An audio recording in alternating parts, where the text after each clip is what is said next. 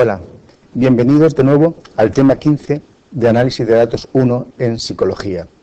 Hoy vamos a ver el tema de distribuciones de probabilidad y variables aleatorias. Ya hemos visto lo que era la probabilidad, hemos visto los teoremas que rigen, y básicamente lo que tenemos que recordar en este momento es que tenemos un espacio muestral en el que tenemos una serie de eventos y de subconjuntos de eventos, y a cada uno de esos eventos elementales o de subconjuntos de eventos elementales le vamos a aplicar un valor numérico entre 0 y 1 que nos va a indicar el grado de posibilidad de que ese evento se produzca, su probabilidad.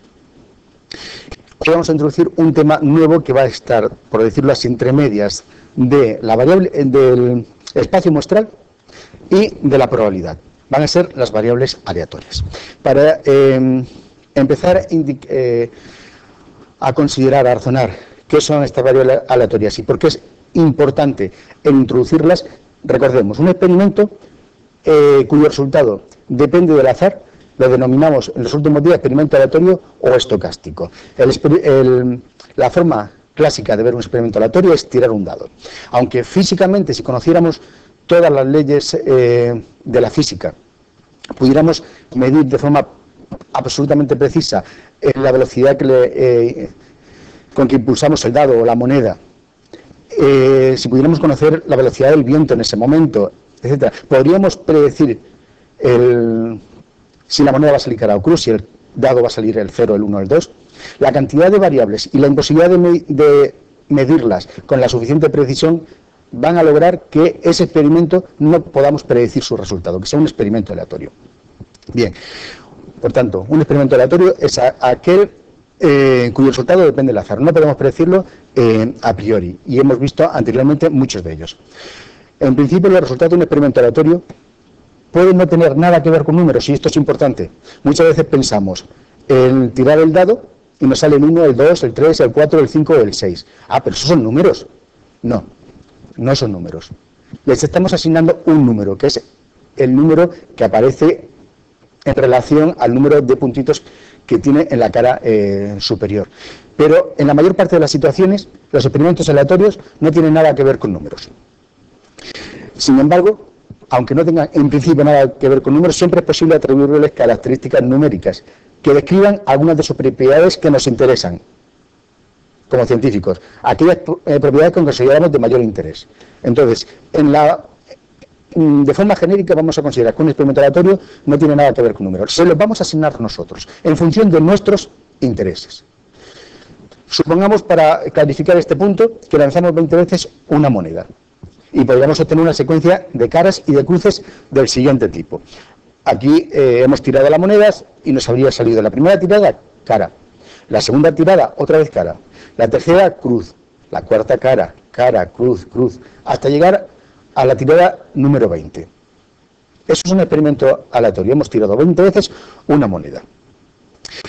Observen que aquí los resultados no tienen nada que ver con valores numéricos. Se los vamos a asignar nosotros. Imaginemos que un observador está interesado en el número de caras que tiene esa secuencia de 20 tiradas de la moneda.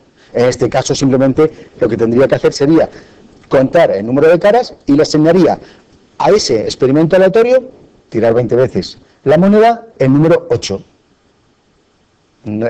Observen que al principio tirar la moneda 20 veces no tiene ningún resultado numérico, se lo hemos asignado nosotros porque nos interesaba en ese momento y por la razón que sea el número de caras. Sería esta la única variable aleatoria que podríamos considerar. Es una variable aleatoria porque a la aleatoriedad que supone la impredecibilidad de la secuencia de caras le hemos asignado un número. El número asignado no es aleatorio. Es decir, una vez que tengamos esa secuencia, el 8 viene asignado de forma determinista. No hay posibilidad de hacer otra cosa si hemos considerado que lo que nos interesa es el número de caras. Lo que es aleatorio es la secuencia que nos va a salir de caras y cruces en 20 lanzamientos. Y por lo tanto, esa aleatoriedad se la da al valor aleatorio 8. Supongamos, en cambio, que lo que nos interesa en esa secuencia de caras y cruces es la frecuencia de caras, no el número de caras, sino la frecuencia. En ese caso tendríamos que dividir las 8 caras por las 20 tiradas y nos saldría 0,4. Observen que mientras que en el caso anterior la variable aleatoria era 8, la variable aleatoria asignada a este resultado de un experimento aleatorio, ahora si cambiamos nuestra definición de experimento aleatorio y ahora nos interesa la frecuencia de caras, ahora el número que le asignamos es otro, 0,4. Imaginemos, en cambio, que lo que nos interesa es la diferencia entre el número de caras y de cruces. Si observamos la serie de caras y cruces, si no me he equivocado, hay 8 caras y 12 cruces. Su diferencia sería menos 4. Si nos interesara esa característica del experimento aleatorio de tirar 20 veces la moneda y observar si ha salido cara o cruz, el valor numérico que le asignaríamos a esta secuencia en concreto sería menos 4. Supongamos que ahora lo que nos interesa es la racha más larga. ¿Qué significa una racha? Una racha serían secuencias sucesivas de tiradas en que nos sale lo mismo. Entonces vemos que, por ejemplo, la primera secuencia sería CC, porque hay una secuencia de 2 tiradas en las que nos ha salido exactamente el mismo resultado del experimento aleatorio, 2 caras. Sería la primera racha. Luego tenemos una X, sería otra racha, porque inmediatamente cambia. Y en la siguiente racha sería CC. La siguiente racha tendría 4 cruces consecutivas, sería otra racha.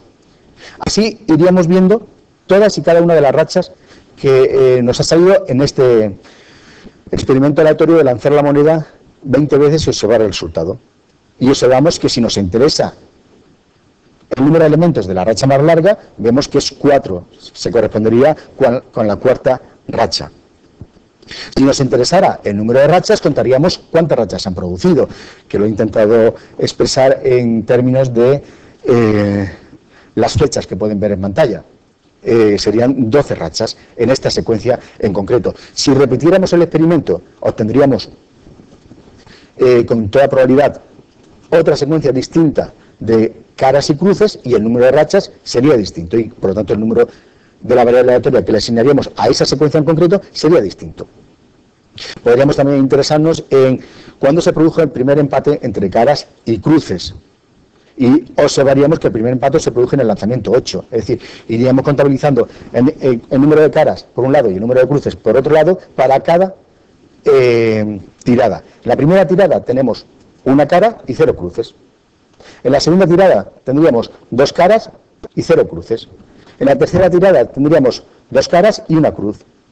Si vamos haciendo esa contabilidad de número de caras y cruces en función de la tirada, veríamos que se cruzan en el lanzamiento número 8. En el lanzamiento número 8 hay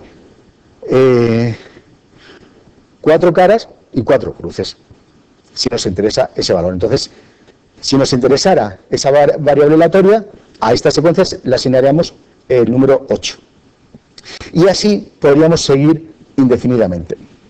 Lo que hemos intentado expresar con este ejemplo es que tenemos un experimento aleatorio, el que sea en cada caso, y nos interesa una determinada característica de ese experimento aleatorio. La característica que nos interese depende de nuestro interés en el fenómeno. La vamos a definir nosotros.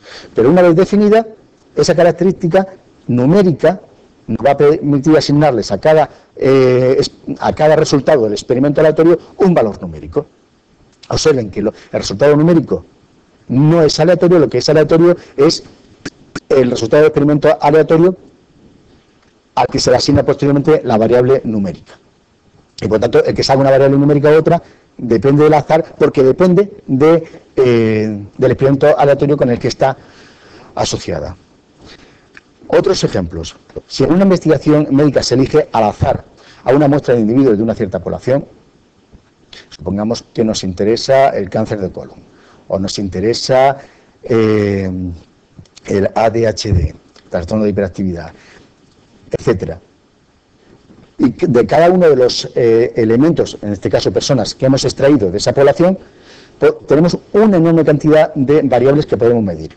Tenemos el nombre, el domicilio, ideología, etcétera.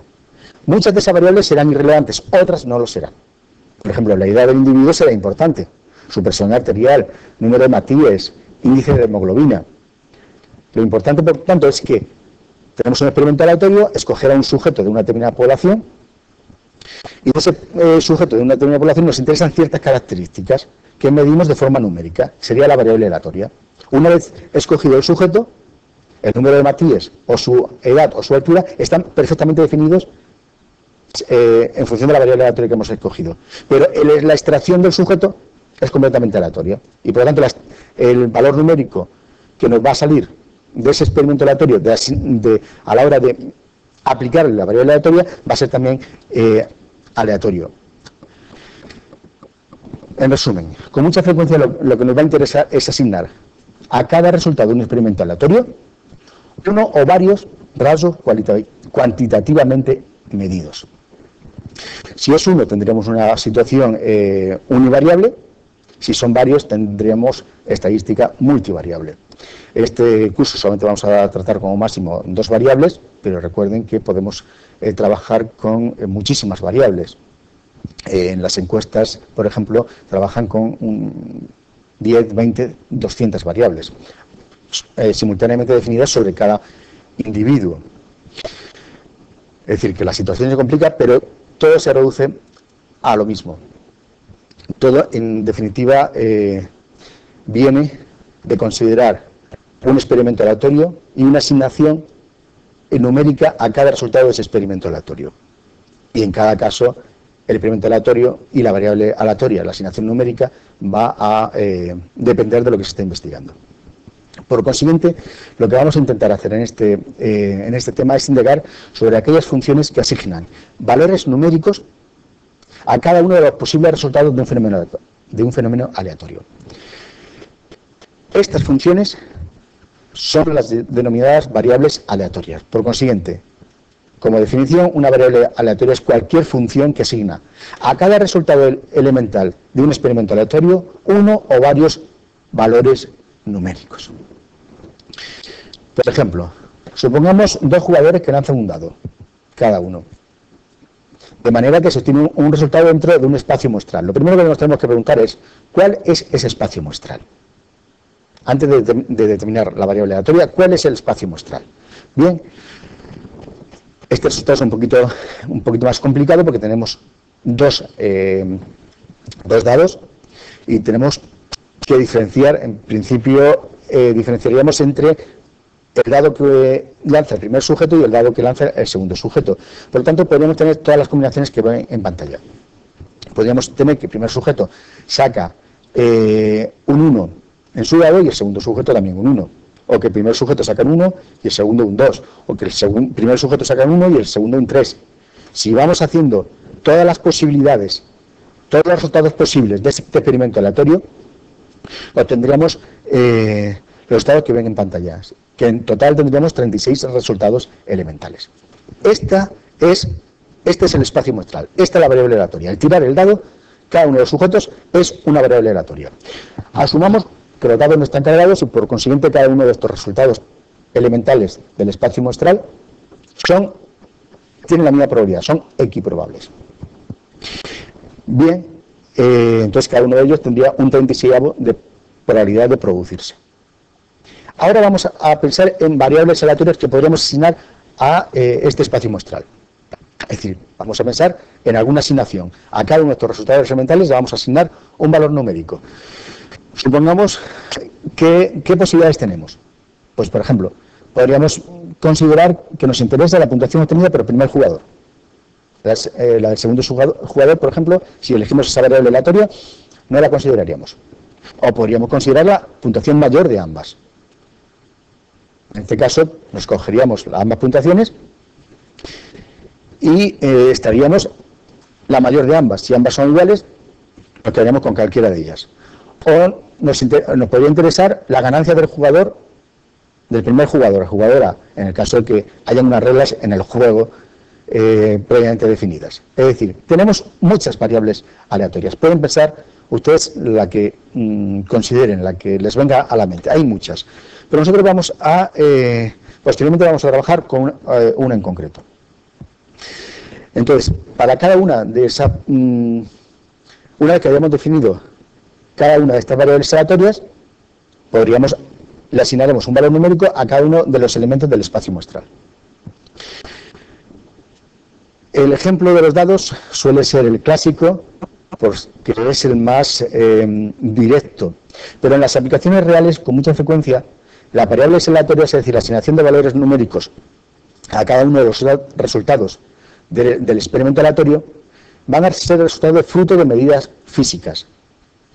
Por ejemplo, en el caso que hemos visto anteriormente de que nos interesara el cáncer de colon y extraemos un sujeto de esa población al azar. Entonces, la edad de un individuo, por ejemplo, será el fruto de una medida física. Bueno, en este caso física quizá no sea tan claro, pero por ejemplo su talla, sí, nos cogeríamos 1 metro y lo mediríamos a ese sujeto. Una vez definido el sujeto, la talla está unívocamente definida, pero como el sujeto ha sido extraído al azar, la talla va a ser una variable aleatoria. No vamos a poder predecirla con antelación. Tampoco vamos a poder predecir su concentración de hemoglobina, que mediríamos con algún test médico, o su tiempo de reacción en una tarea de Stroop. Nos someteríamos en un experimento con un ordenador y mediríamos su tiempo de reacción medio en una tarea de Stroop, o su CI, etcétera. Vale. La mayor parte de los valores en situaciones reales, no en situaciones de libro, van a determinarse a partir de mediciones.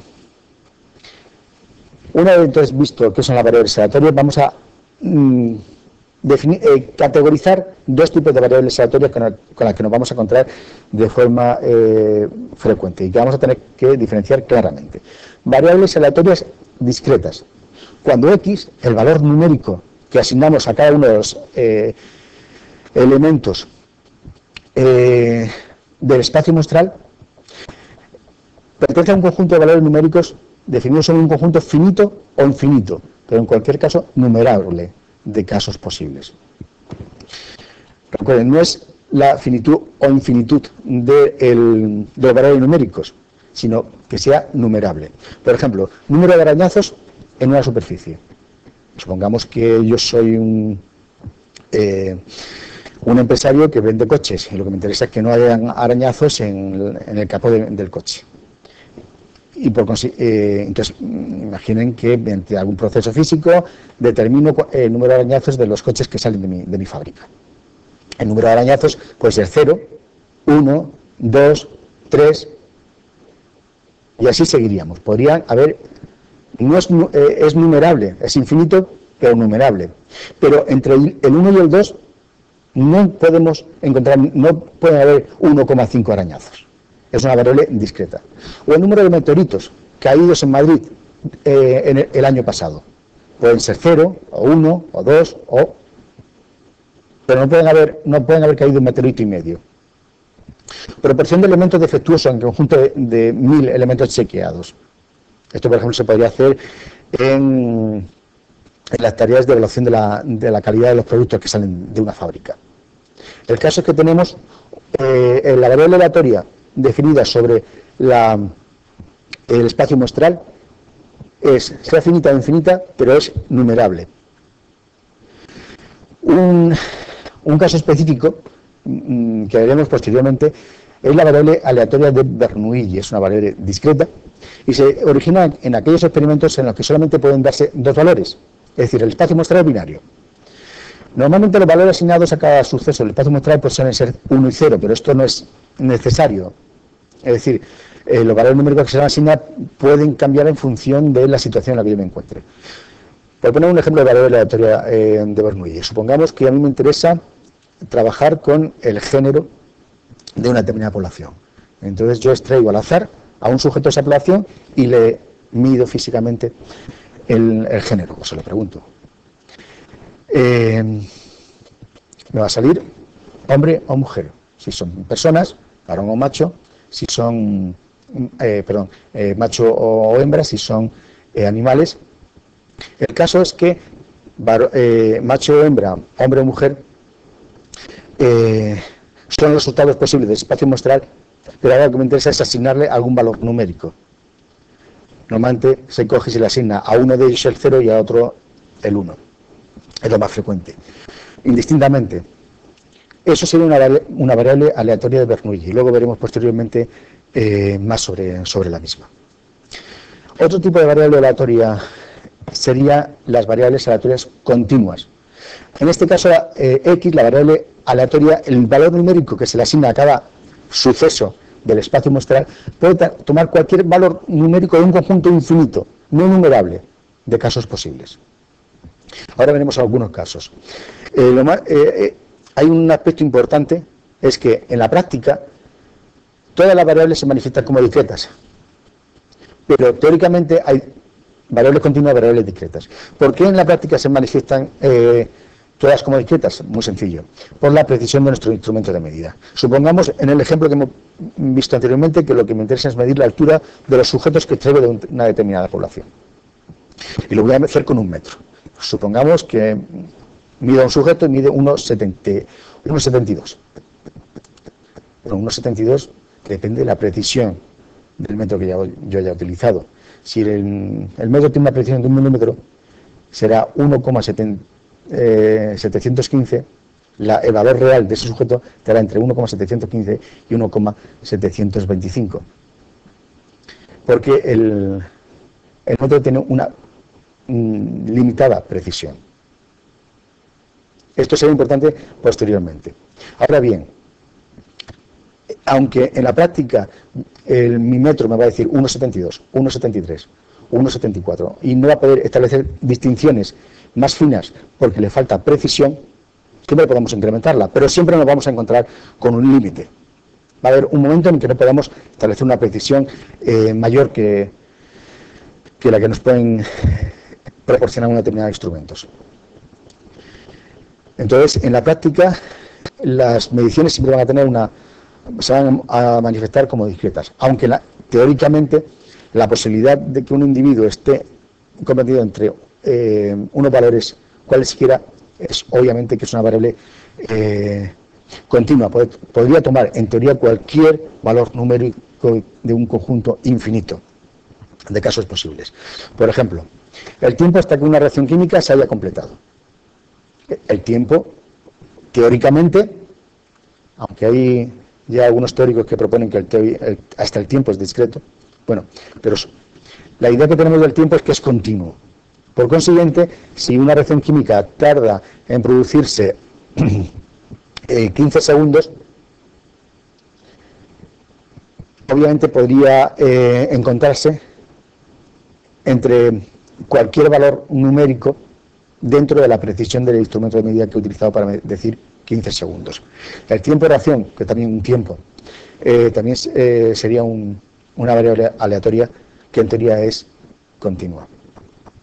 Bien, de momento hemos visto por consiguiente qué son las variables aleatorias. Son valores numéricos definidos sobre conjuntos de una variable aleatoria.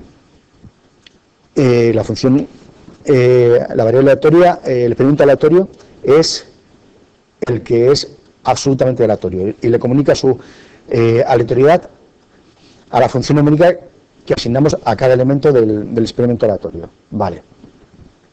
Supongamos entonces que tenemos un experimento aleatorio definido y sobre él una variable aleatoria que le asigna a cada suceso elemental de ese espacio muestral un valor numérico. Y vamos a diferenciar entre variables aleatorias continuas y discretas. ¿De acuerdo? Eso es lo que llevamos hasta el momento.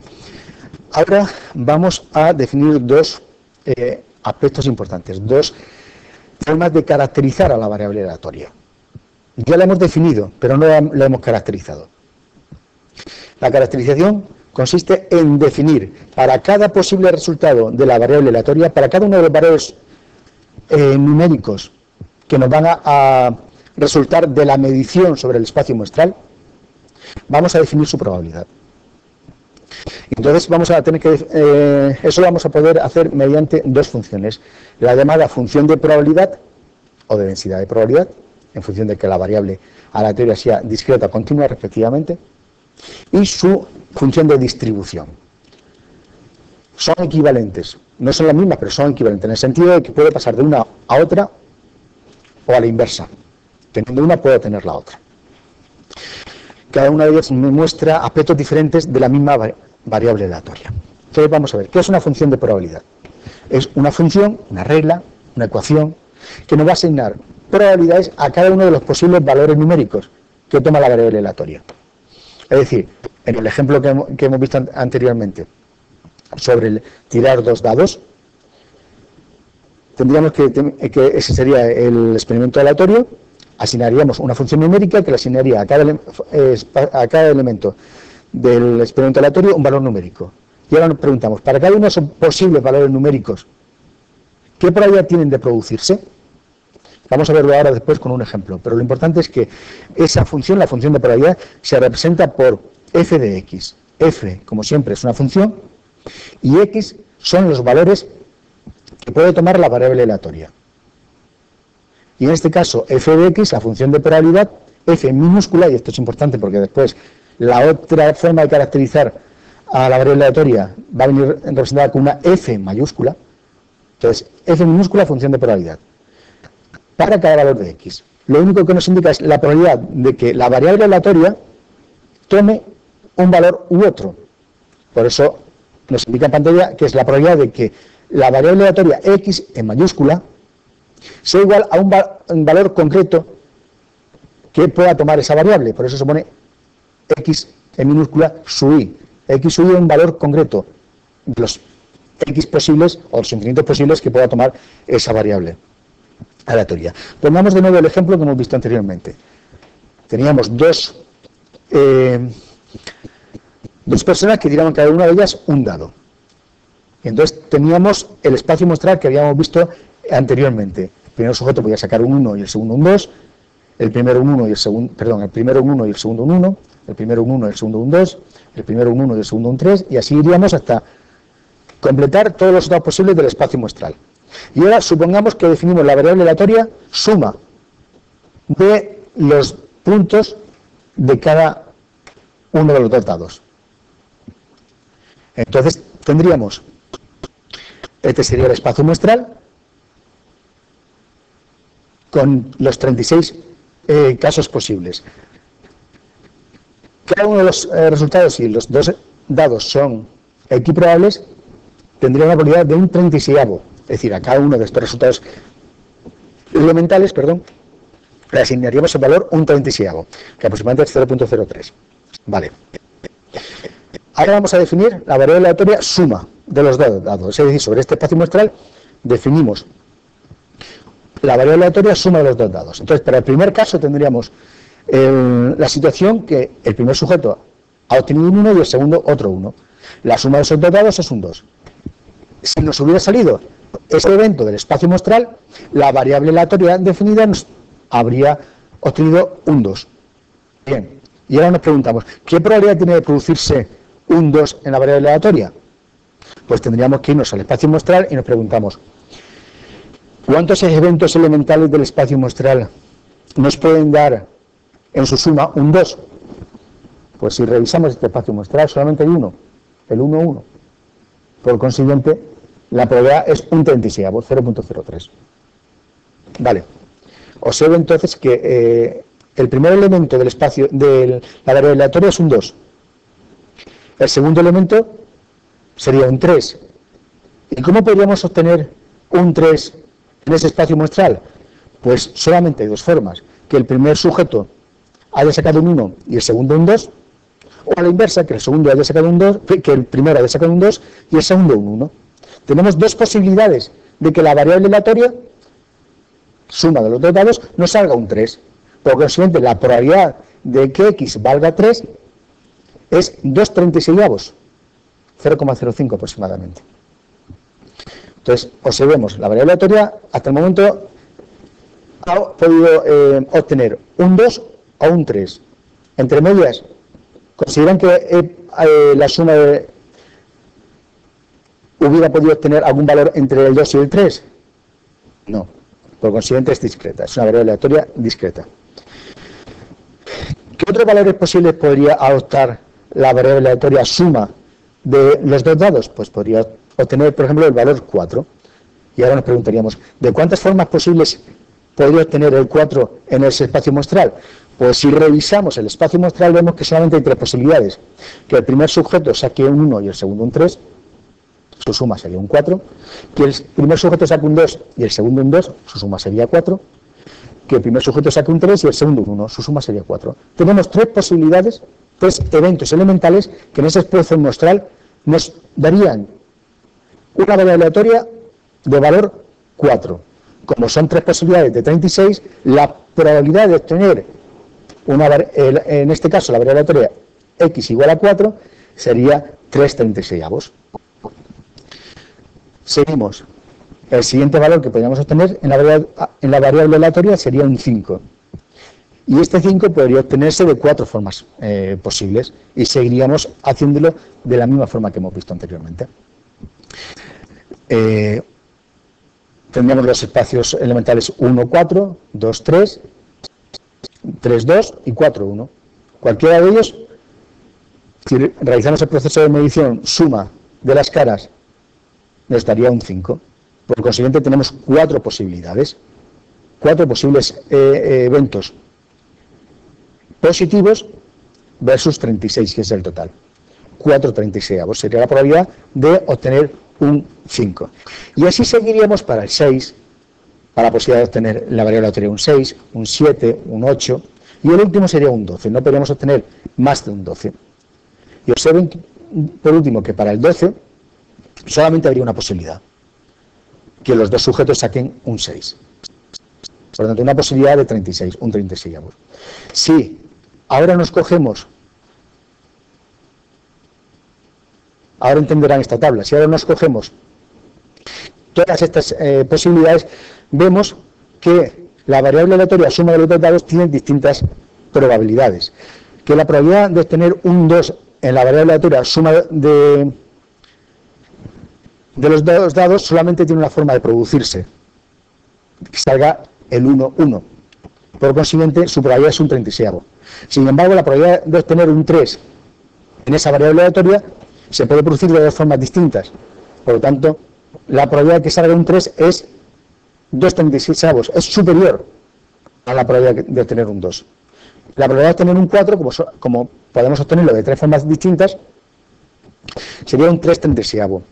Un 5, 4/36, un 6, 5/36, un 7, 6/36. A partir del 7, observamos de nuevo que nos va disminuyendo las probabilidades porque hay menos eventos del espacio muestral que nos puedan producir números superiores a 7.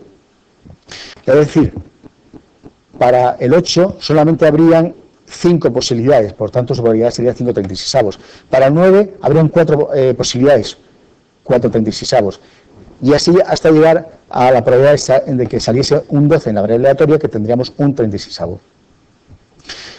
Por consiguiente, definido el espacio muestral, tirar dos dados, y definida la variable aleatoria, suma de los resultados de ambos dados, las probabilidades de cada uno de los valores de la variable aleatoria viene dado por esta tabla que ven en esta transparencia. Si yo tuviera que apostar en este juego dinero, apostaría el 7, porque es el que mayor probabilidad tiene de salir. De hecho, todo esto viene de los juegos de azar, como ya saben. Bien, creo entonces que ha quedado claro que por una parte tenemos el espacio muestral, luego tenemos una función que asigna valores numéricos a cada uno de los elementos de ese espacio muestral, generando lo que llama la variable aleatoria, x, y por consiguiente los distintos sucesos de esa variable aleatoria tienen distinta probabilidad en función del espacio muestral en el que están definidos. Para una variable aleatoria como la que hemos visto anteriormente, esto se representaría por su f de x, por su función de probabilidad. Normalmente lo que van a tener va a ser algo parecido a esto. Vamos a tener en el eje de abscisas, el eje horizontal, los posibles valores que puede tomar la variable aleatoria. En este caso del ejemplo que ven en pantalla, parece ser que solamente puede tomar los valores 0, 1, 2, 3 y 4, discreta. Y a cada valor de esa variable aleatoria le asignamos una probabilidad de que se produzca en el experimento aleatorio, que viene definida por la línea vertical y el punto encima, el punto último. Por ejemplo, en este caso, la probabilidad de que se produzca un valor 0 en esta función de probabilidad, que parece ser que el acogido de los bits que puedan producirse, que puedan tener error en un sistema de transmisión, la probabilidad de que no se produzca ningún error en la transmisión de esos bits es de aproximadamente 0.65. Los bits son continuos, con lo cual o se produce 0 errores, o se produce un error, o 2 errores, o 3 o 4. Parece ser entonces que si son los bits de error, podríamos tener más de 4 errores y más de 5 y más de 6. Pero probablemente aquí lo hayan cortado en 4, porque las probabilidades de que se produzcan 5 o más de 5 pueden ser lo suficientemente bajas como para que no sea posible representarlas con sentido en este gráfico. ¿Cuál es la probabilidad de que se produzca un error en la transmisión? Pues aproximadamente 0.29. ¿Cuál es la probabilidad de que se produzca 2 errores? Pues aproximadamente 0.04. Para la probabilidad de que se produzcan 3 o 4 errores es tan pequeña que han tenido que indicar esa probabilidad de forma más clara con las flechas que pueden ver en pantalla. Siempre que tengan una representación de este tipo, es, en primer lugar, una función de probabilidad discreta. Si tuviéramos una variable aleatoria continua, el eje de x, el eje de las x siempre representará, en este caso, la variable aleatoria, tendría un rango infinito entre dos valores. Aquí, por ejemplo, entre el 0 y el 12, el rango es finito. Pero hay un número infinito de valores numéricos entre 0 y 12. Entre el 4 y el 4,1 hay infinitos valores. Entre el 4,15 y el 4,20 hay infinitos valores. Es una variable aleatoria continua. Y esto se representa con líneas no discretas como en el caso anterior, obviamente. La mayor parte de las veces lo que verán serán líneas continuas. A veces las ponen no discretas, sino con H, como llaman los ingleses, ahora no me sale en castellano.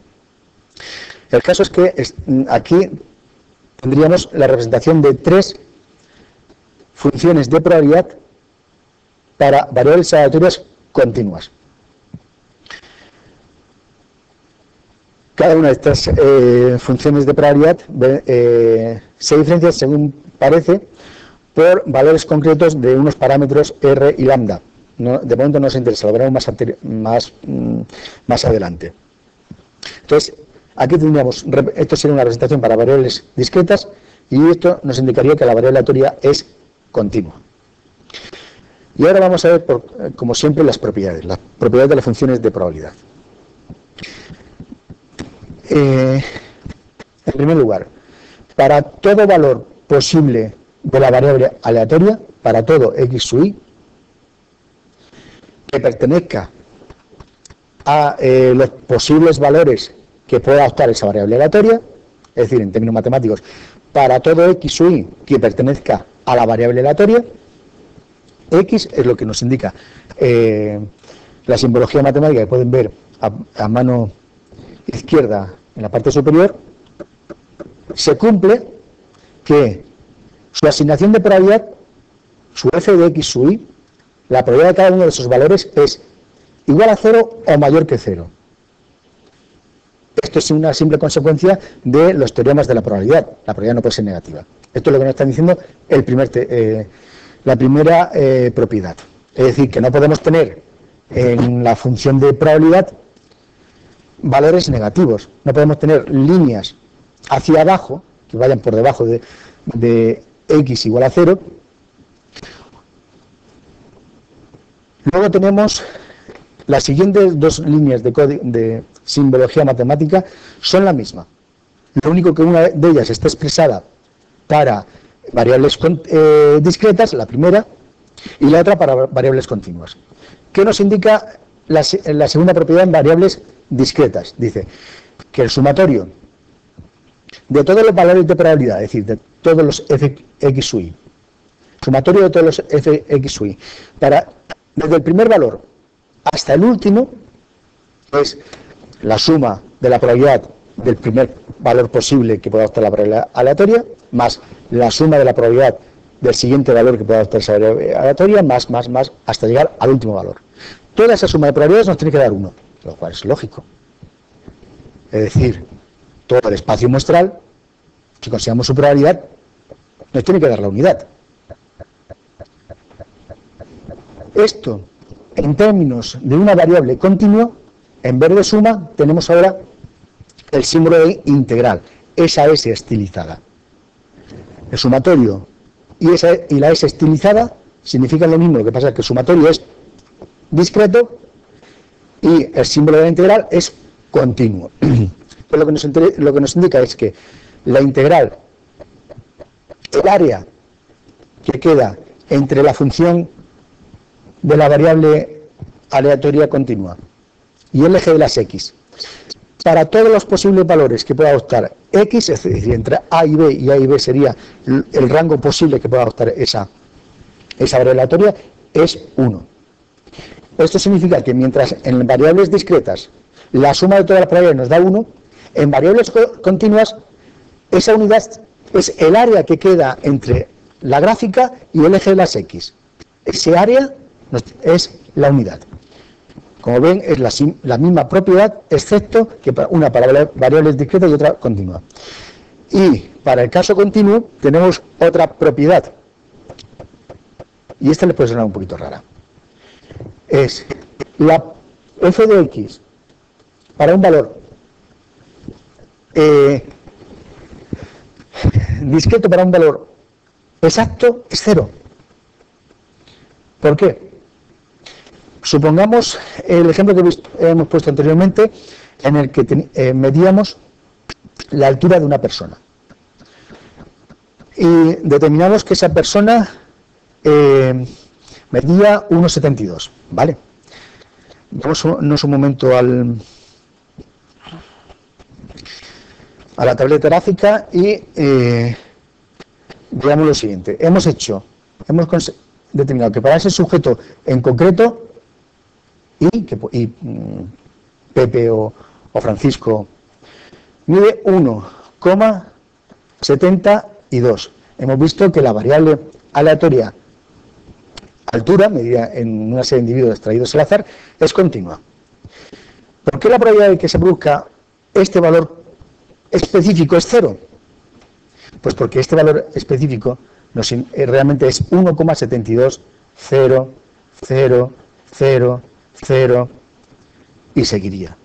Ese valor concreto, que tendría infinitos ceros, nunca se puede producir en la realidad. Teóricamente, nunca. Aunque hayamos medido 1,72, si lo especificamos así sin más, si es un rango de variabilidad, es un valor exacto que nunca se puede producir en la realidad. Su probabilidad es 0.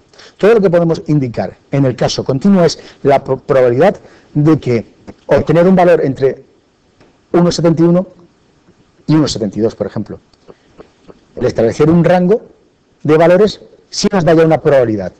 Pero si establecemos un único valor absoluto, su probabilidad en el caso continuo es 0.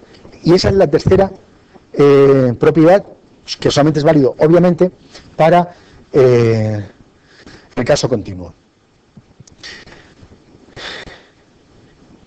A continuación vamos a ver el tercer concepto,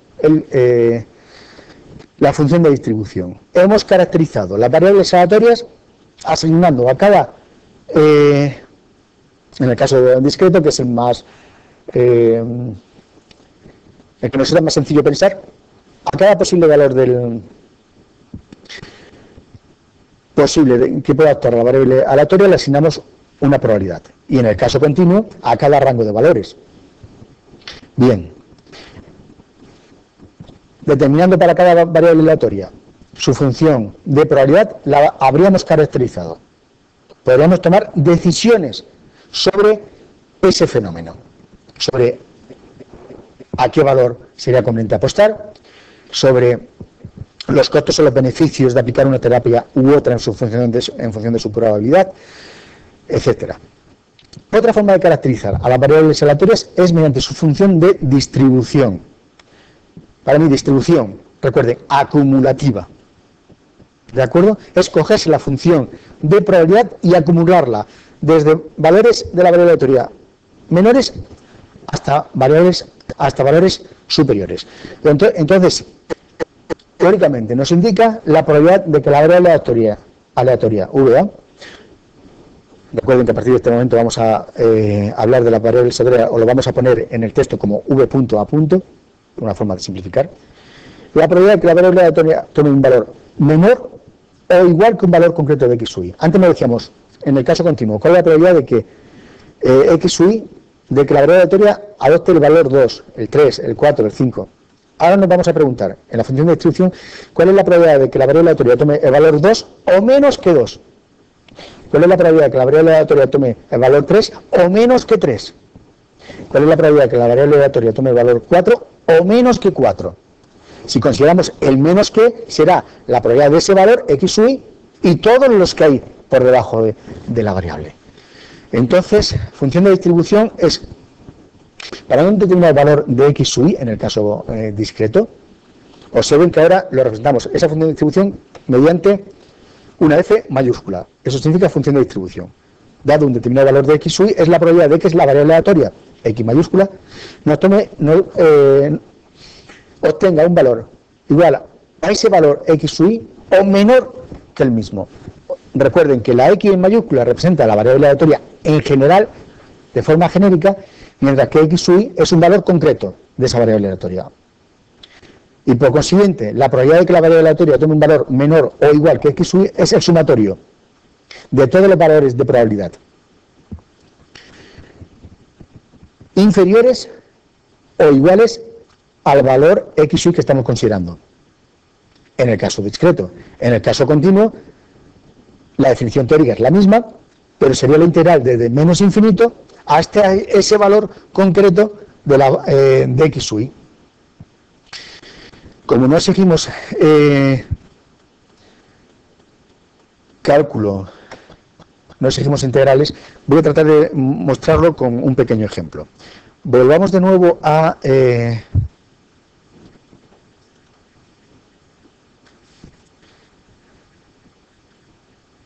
aquí a la tableta. Supongamos una variable aleatoria de tipo discreto. Entonces, esta variable aleatoria tendrá una serie, vamos a dibujarlo con... Cada una de estas líneas nos va a representar los posibles valores de x que puede tomar la variable aleatoria.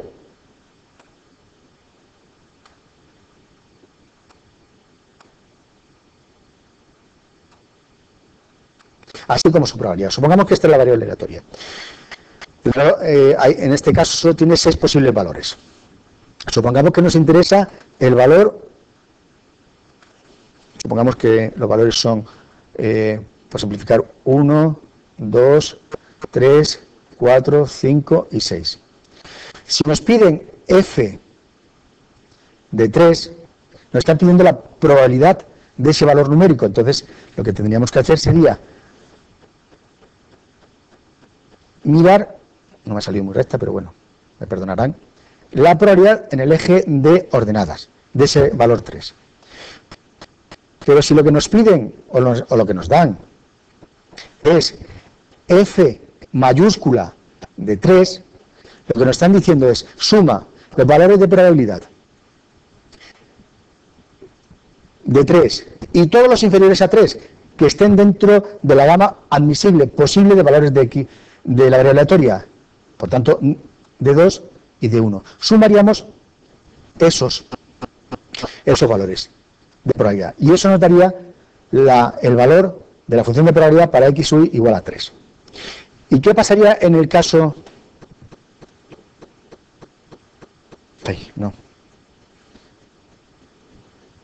En el caso continuo, voy a intentar representar aquí alguna función, aunque sea de forma muy chapucera. en el caso continuo, supongamos que la función de probabilidad es de este tipo. Por tanto, los valores de x que pueda adoptar son infinitos. Entre 0 y más infinito, vale. Ahora nos pueden pedir también cuál es f mayúscula de 3. Supongamos que 3 está aquí.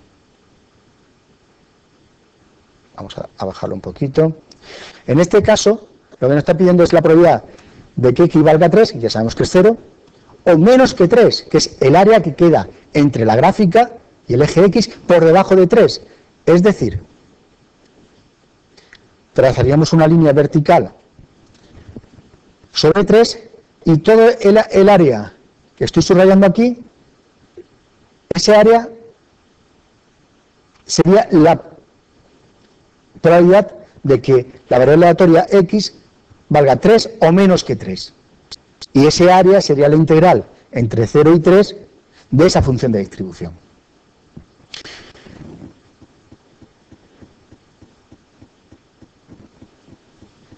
Bien, esa sería la definición teórica.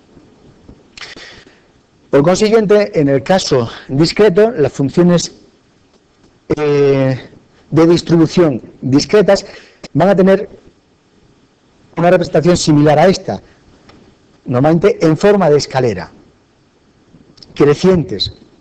Aquí nos indicaría en la pantalla que f de menos 2 es 0.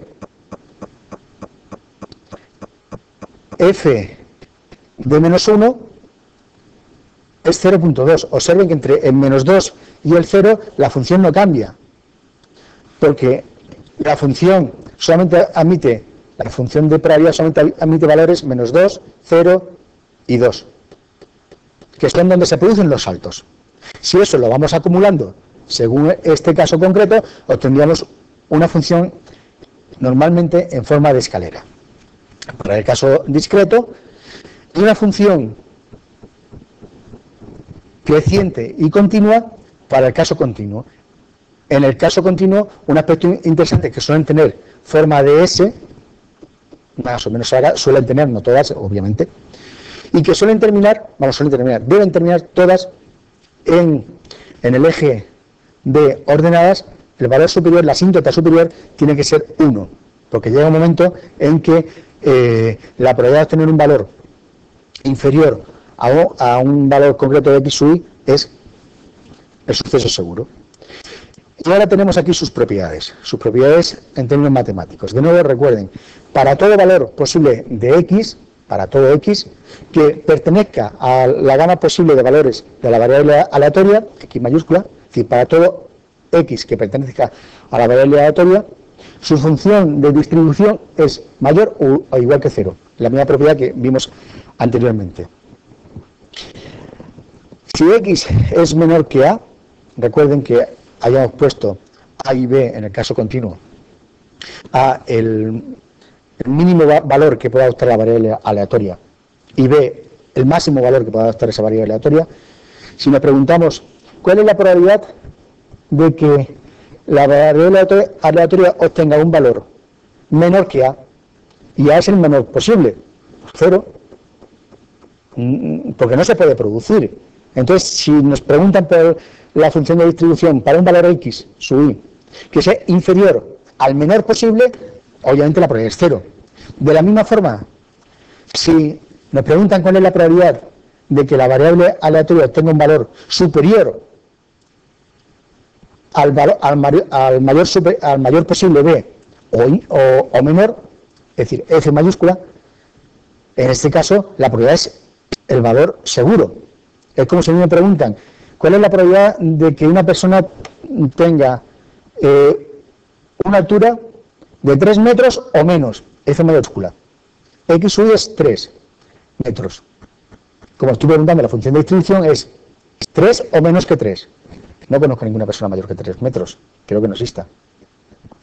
Por consiguiente, la probabilidad de que obtener un sujeto que mida 3 metros o menos que 3 metros es el valor seguro. Seguro que si saco una persona de esa población va a obtener un valor de altura menor de 3 metros.